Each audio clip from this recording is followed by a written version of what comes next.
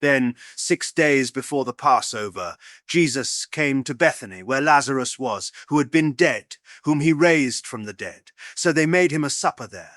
Martha served, but Lazarus was one of those who sat at the table with him. Therefore Mary took a pound of ointment of pure nard, very precious, and anointed Jesus' feet and wiped his feet with her hair. The house was filled with the fragrance of the ointment. Then Judas Iscariot, Simon's son, one of his disciples, who would betray him, said, "Why wasn't this ointment sold for 300 denarii and given to the poor?" Now he said this, not because he cared for the poor, but because he was a thief, and having the money box, used to steal what was put into it. But Jesus said, "Leave her alone. She has kept this for the day of my burial. For you always have the poor with you, but you don't always have me." A large crowd, therefore, of the Jews learned that he was there, and they came not for Jesus' sake only, but that they might see Lazarus also, whom he had raised from the dead. But the chief priests conspired to put Lazarus to death also, because on account of him many of the Jews went away and believed in Jesus.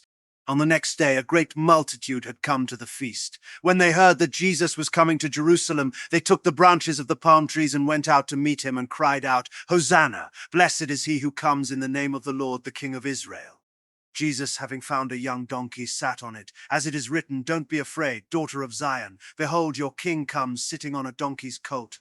His disciples didn't understand these things at first, but when Jesus was glorified, then they remembered that these things were written about him, and that they had done these things to him. The multitude, therefore, that was with him when he called Lazarus out of the tomb and raised him from the dead was testifying about it. For this cause also the multitude went and met him, because they heard that he had done this sign. The Pharisees therefore said among themselves, "See how you accomplish nothing. Behold, the world has gone after him." Now there were certain Greeks among those who went up to worship at the feast. Therefore these came to Philip, who was from Bethsaida of Galilee, and asked him, saying, "Sir, we want to see Jesus." Philip came and told Andrew, and in turn Andrew came with Philip, and they told Jesus. Jesus answered them, "The time has come for the Son of Man to be glorified. Most certainly I tell you, unless a grain of wheat falls into the earth and dies, it remains by itself alone.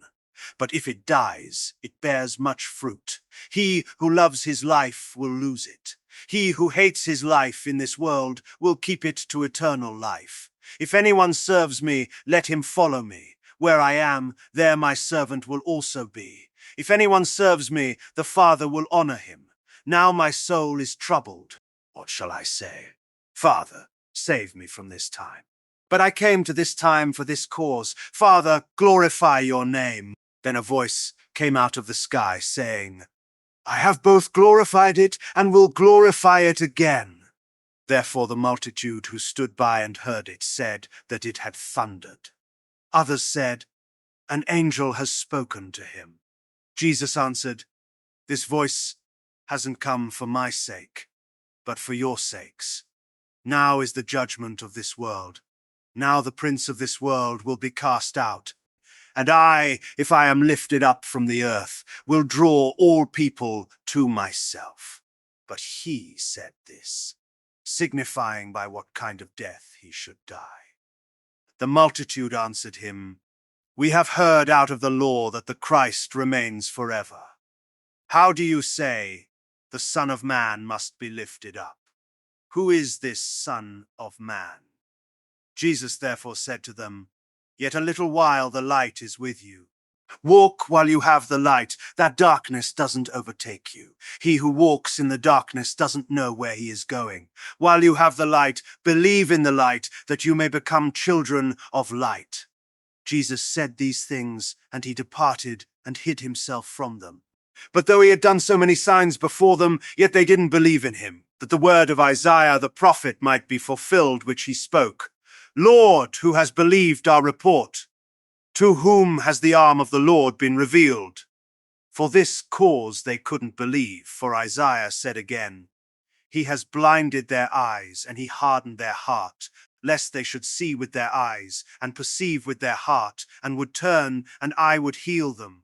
Isaiah said these things when he saw his glory and spoke of him.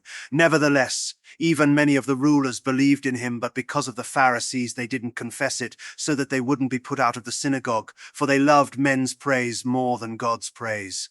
Jesus cried out and said, "Whoever believes in me, believes not in me, but in him who sent me.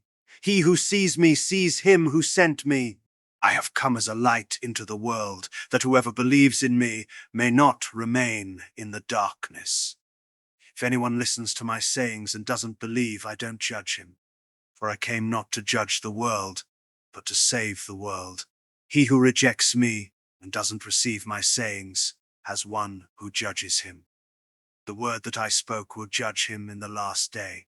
For I spoke not from myself, but the Father who sent me gave me a commandment, what I should say and what I should speak. I know that his commandment is eternal life. The things, therefore, which I speak, even as the Father has said to me, so I speak.